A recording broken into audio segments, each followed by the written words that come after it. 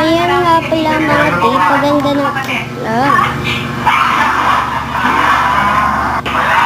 Oo naman, ako tapos natitingin ako sa TV. Ala, ano ba yan? Tapos, ayun na nga yung kalokohan ko. Pinagagawa ko mga guys. At pagkatapos yun, pag malapit na po matapos, hindi ko na po maaalala kung bigla na lang po natapos kasi nag-download din po ako talaga sa TV. Wala po talaga ang kailan.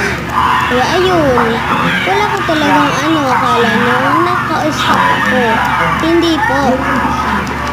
Akala nyo yung mahina yung signal nyo kasi nag-focus po ako sa aking inaaral. Ayun na nga, ginagawa ko pa din kasi naubos na yung oras ko at hindi ko na kayo maipapakita. Kaya sasabihin ko na lang po. Ayun na nga po, tapos nagkamali po ako kaya isinunod ko na naman po. Ayun po, tinatapos ko muna po dito. Ayun po kasi pinanoodan nyo, hindi po kasi matatapos. Ayun, tatapusin ko yun lang. Bye-bye! 0917. No. I mean, your name? Rufina, sir. So, how do you want me to address you? Address, sir? 101 Paco Street, San Andres, Bukid, Brown Gate.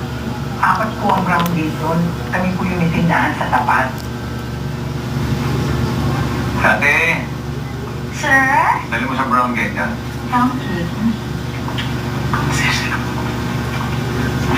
Sit down.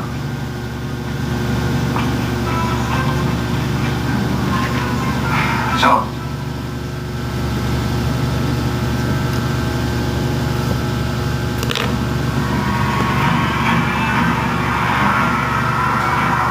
Paano?